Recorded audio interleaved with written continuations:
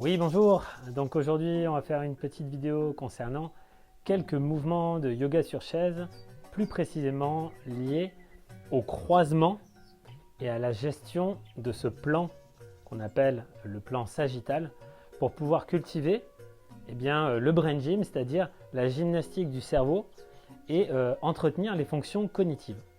Donc on va commencer tout simplement par ce qui est le plus facile au niveau des mains. Donc on va venir poser ces deux mains comme ceci,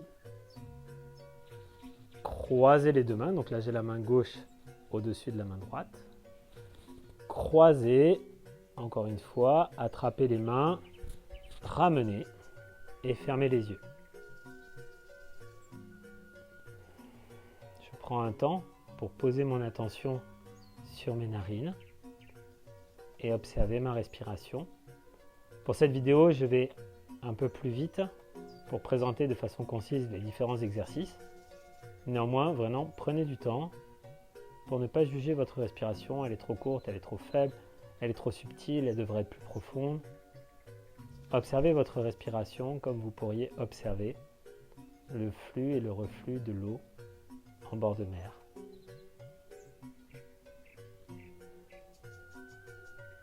Aucune vague ne ressemble à celle d'avant.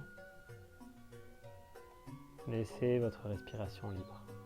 Réouvrez les yeux, tendez les bras, ouvrez les mains. La main qui est en dessous passe au-dessus. Et à nouveau, je croise, je ramène et je ferme les yeux.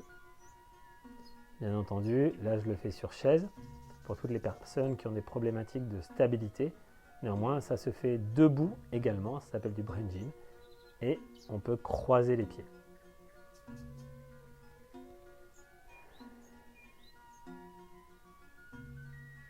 Au bout d'un moment, cet exercice, notamment debout, amène à un silence intérieur.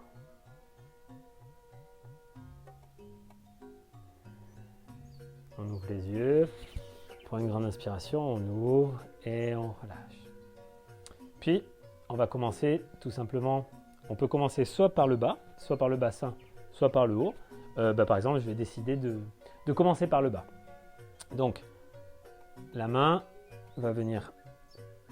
gauche va venir toucher le genou droit et la main droite, le genou gauche.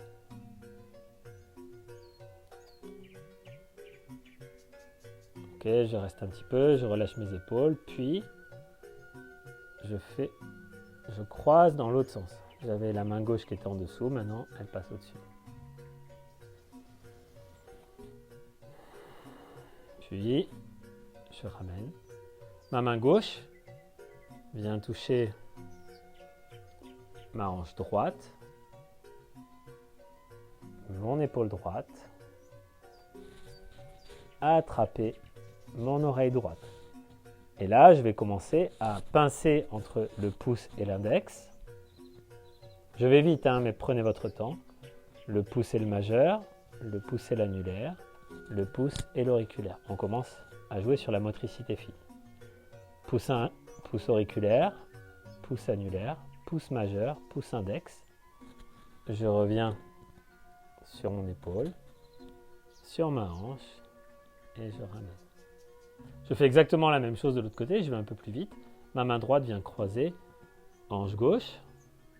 Je relâche bien les épaules et les mâchoires. Épaule gauche. J'attrape mon oreille. Index, pouce majeur, pouce annulaire, pouce auriculaire. Je reviens, pouce annulaire, pouce majeur, pouce index. Épaule, hanche, et je ramène. Puis tout doucement, je vais venir croiser. Alors des fois il y a des gens qui sont bloqués du dos ou qui ont un peu d'embonpoint. N'hésitez pas à attraper le pied, à le ramener. Je reste droit. Droit, ça veut dire pas tendu. Le droit, ça veut dire être vertical plutôt. Car les Chinois appellent ça le droit dans la courbe. On garde les courbures normales. Ma main gauche vient attraper mon genou droit.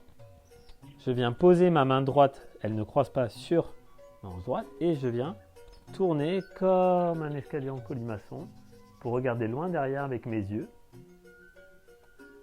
Et je reviens. Je ne suis pas obligé d'aller loin et fort. Ok. Puis je relâche. Et je change de pied. Ma main droite attrape mon genou gauche. Ma main gauche sur ma hanche gauche. Et je tourne. Et je vais regarder très loin dans mon dos avec mes yeux. Les épaules sont relâchées. Hein. Je respire. Je sens bien la respiration dans mon nez. Et le plus important dans ces postures, ça n'est pas l'amplitude. Et je repose. C'est de toujours rester en contact avec sa respiration et le sourire. Avec ma main gauche, je viens attraper mon oreille droite, pardon. Puis, je viens bloquer la narine droite. Avec ma main droite, je viens attraper l'oreille gauche. Là, ça commence à faire beaucoup de mouvements. Je fais 3 inspirations, 3 expirations.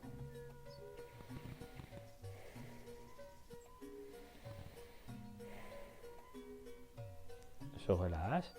J'attrape mon oreille gauche. Je bloque la narine gauche. J'attrape mon oreille droite. Je relâche. 3 inspirations, 3 expirations avec la narine droite.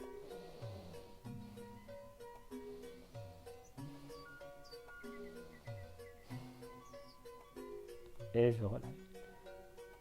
Puis, je vais venir faire comme ceci avec mes mains.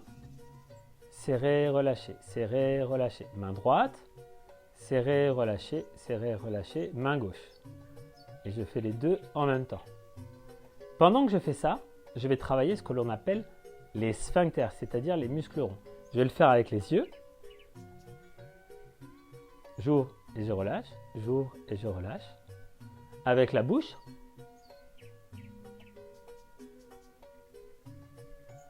Avec le sphincter au niveau du pubis, le sphincter urogénital, c'est-à-dire le sphincter qui permet de retenir l'urine quand on a envie de faire pipi et on se retient. Ok, vous voyez, je rentre très légèrement le ventre et je fais une inspiration, comme si je bloquais. Ok, je bloque et je relâche. Je bloque, c'est-à-dire que mon attention va sur le sphincter urogénital et je relâche. Je bloque et je relâche. J'inspire, je bloque et je relâche. Je vais faire pareil avec l'anus. Ok, j'inspire, je bloque. C'est comme si tout le plancher pelvien était aspiré et l'anus contracté comme au niveau de ma main. Là, je le fais audiblement pour que vous l'entendiez. Et je relâche. J'inspire, je bloque. Et je relâche. J'inspire, je bloque. Et je relâche. Et je peux faire cet exercice 3, 6, 9 fois au niveau des yeux, de la bouche, du sphincter urogénital pour retenir l'urine, pour maîtriser ce que l'on appelle les sphincters de la continence et l'anus. Et ensuite, je peux travailler tout en même temps. Je vais faire les yeux, la bouche, le sphincter urogénital et l'anus. Et je relâche. J'inspire. Les yeux, la bouche, le sphincter urogénital, l'anus. Et je relâche. J'inspire une dernière fois. Je bloque. Et je relâche. Ok. Donc, en moins de 10 minutes, on a réussi à travailler la latéralité, le cerveau gauche, le cerveau droit, la motricité fine et les sphincters ronds, c'est ceux que l'on perd le plus souvent. Rappelez-vous de cet adage. En Occident, c'est parce que la porte grince que l'on met de l'huile. En Orient, c'est parce que l'on met de l'huile tout le temps, tous les jours, que la porte ne grincera jamais. Les muscles qui se délitent le plus facilement, eh bien, ce sont les muscles que l'on n'utilise jamais, hein, comme quand on met son bras cassé dans un plâtre, quand on enlève le plâtre, eh bien, l'os est réparé, mais les muscles ne sont plus là. C'est juste que le corps est assez malin pour se rappeler qu'il n'a pas besoin de construire du muscle. 1, parce que le muscle n'est pas utilisé pendant ce temps-là, c'est pour ça qu'on fait de la kiné derrière. Et 2, c'est parce que cette énergie-là ne va pas au muscle, mais bien à la réparation de l'os. Eh bien, si on n'utilise jamais nos muscles sphincters, eh bien, c'est ceux qui vont partir en premier. Voilà. Prenez bien soin de vous, bonne pratique, faites ces exercices autant que vous voulez et rappelez-vous que le plus important, ça n'est pas la force de l'exercice, ça n'est pas l'amplitude du mouvement, c'est bien le sourire intérieur, le fait de prendre du plaisir à cet exercice avec une respiration consciente au niveau de l'énergie.